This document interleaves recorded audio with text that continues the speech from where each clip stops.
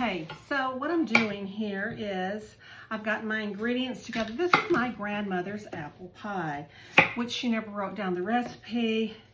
And the way she taught me to make it was she came over to the house with some bags of apples, taught me to make a pie crust, which we're going to use Pillsbury rollout because nobody got time for that, and the apples. So I peel the apples, and then I'm going to put them in a pan, sprinkle them with cinnamon and sugar, because, you know, it's pie, and flour. And then I'll do a streusel topping, and that'll be where the butter comes into.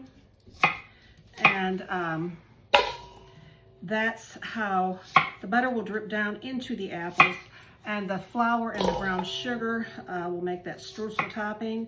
And then we'll serve it, you know, with something, probably ice cream. Mark likes it with ice cream, but he's gonna be shy. Y'all, I just did this. I wanna make sure I still can. I just peeled that apple with one. Do y'all remember being challenged as a kid? You're gonna go, I'm gonna peel an apple with one long strip. Now, sometimes I can, and sometimes the dang thing breaks on me. So we're gonna see if I have that luck right now. Hasn't broken. Y'all, look at this. Isn't that cute? I think I'm gonna save these and maybe throw them in a pot with some water. And I don't know, put them in a pot with some water, with some cinnamon, and pretend like it smells, you know, boil it on the stove. Do y'all ever do that? Maybe make potpourri using, you know, things like apple core, apple peeling, or the rind of an orange. I got some, I think I have grapefruit. I could use some rind of a grapefruit. Anyways, it would be kind of a nice smell. Save your candles just a little bit.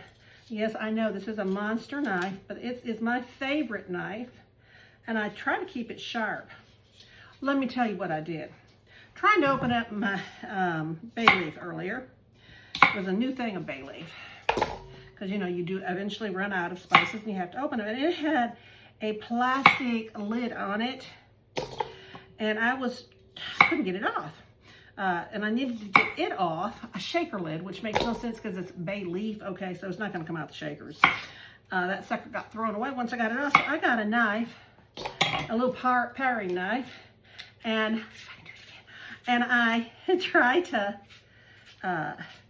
pry that plastic lid off. I had tried everything. So I'm pushing it, going, man, this hurts. And luckily it wasn't one of my good knives, one of the knives I sharpen all the time. It hurt because I was pushing on the side, you know, that you're not supposed to push on, the sharp side. And y'all, I'm on blood thinner. I mean, I will bleed at the drop of the hat. And I was thinking, well, God, you're watching out of this stupid girl. Another one, because I should have just been bleeding, but I wasn't. So that was a God thing. So cutting up these apples for the pie. Thought I'd tell a couple of stories as I did this. Things I was thinking about that just make me laugh. Y'all have those stories in your brain that you go, oh, can't believe I said that, or that happened, or I witnessed that.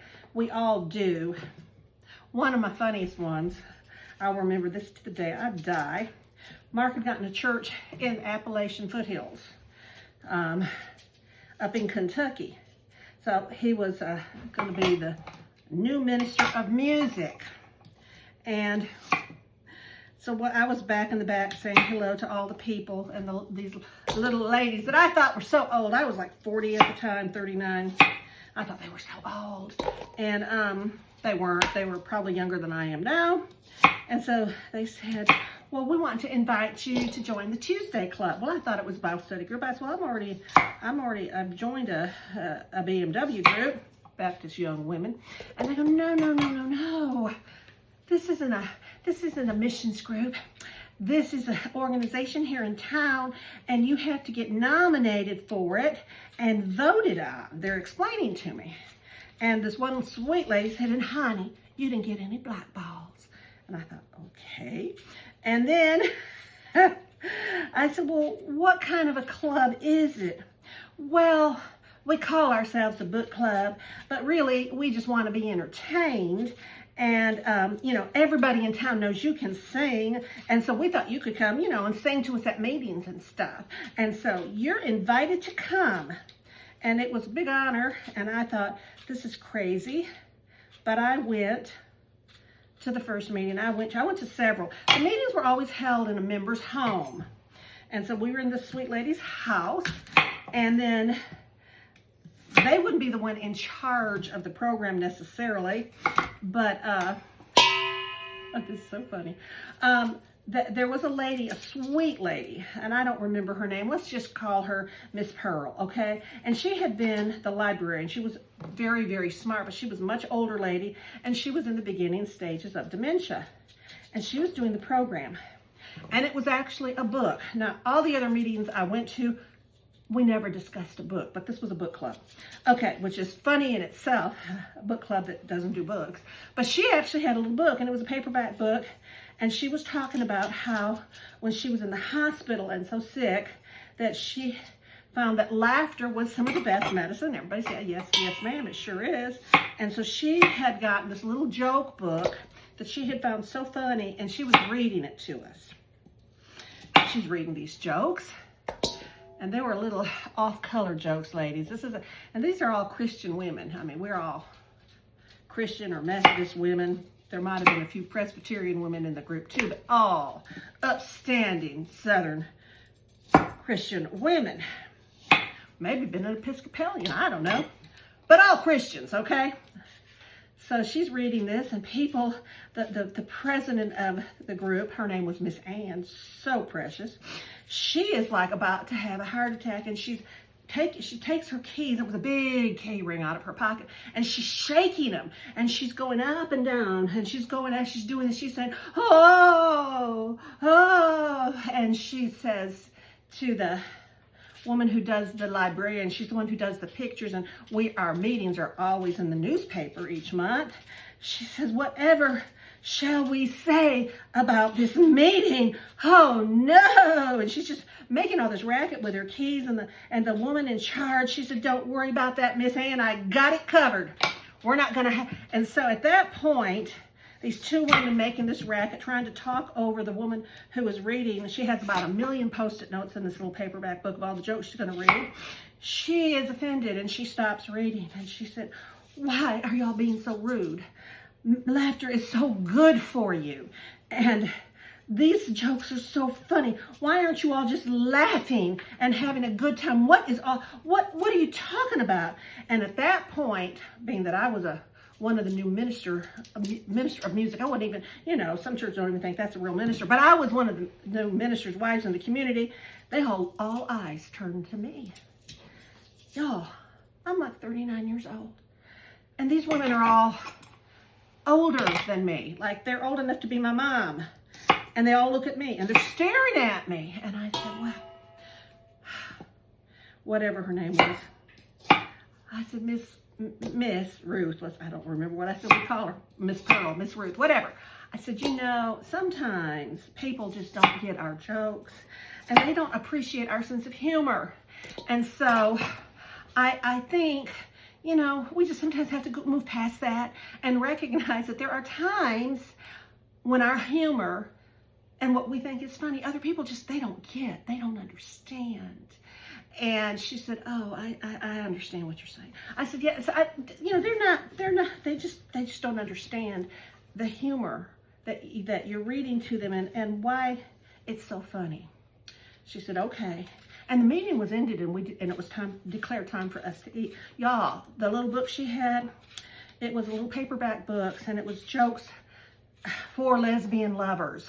And she was reading these jokes and laughing and not understanding even what she was reading. And to this day, I think that is the funniest thing, because, you know, the ladies, oh my goodness, they could not, I'll never forget Miss Ann, though.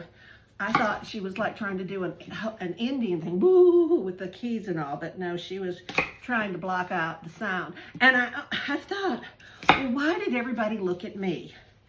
You know, I was enjoying the show. I was watching Miss Ann, and I was enjoying the conversation between her and the publicity person, and I was enjoying the little lady reading this book very innocently. So I think might have laughed a little bit. I might have even smiled. So everybody looked to me because, you know, maybe they assumed that the little lady thought I got her jokes, and I was laughing. I was just laughing at the situation. And sometimes in life, sometimes things just don't go like we plan. Or you may have said something or heard somebody say something that you think, oh, I don't think that's what they meant to say. But you know what? I have found that laughter truly is the best medicine. Sometimes we just have to laugh at ourselves and laugh at each other and not take ourselves so seriously. And I still laugh about that. The picture, I can still see it in my brain. So that was just something I was thinking about, because we all have those things in our life that maybe nobody else thought was particularly funny, and you know, we think is funny, and no one gets our jokes. Just like I told that sweet lady that day, sometimes people just don't get our humor. They just don't understand us. And that's just sometimes true in all of life. Anyways, this is my grandmother's pie, and it's taking a while. So, you know, I'm going to cut off the video now. And because I'm not savvy enough to know how to edit it, maybe I'll just keep it rolling, and I'll figure out how to edit it and make it a shorter video. But right now, I'm just really excited that I've been cutting all these apples in one piece. What I will be doing next, like I said, is I roll out the Pillsbury dough, because it's too thick if you don't. And so I roll it out a little bit bigger. I let it sit here and kind of, you know, get limp and soft. Then I roll it out on my Tupperware rolling mat. Does anybody have one of those? You know, the things we have that we look at, they don't seem that old to us until you start really thinking about how old they are. I'm just really tickled though. All of my apple pieces are coming out whole. What is your trick? Can y'all do this? I would like to know who can peel an apple without breaking the peeling. Because to me, when I learned to do this, I was so pleased with myself. I have tried to do it on like potatoes. I can't do a potato. They're too hard, and sometimes even the potatoes are not as smooth as an apple. Can anybody else do this though? If you can, you should post a picture of your whole peeling. I've got a few more apples. I like a really deep dish apple. This was a whole bag, but I only think it was about 3 pounds. So I'm going to end this, and I'll come back with maybe another story and more of this pie done.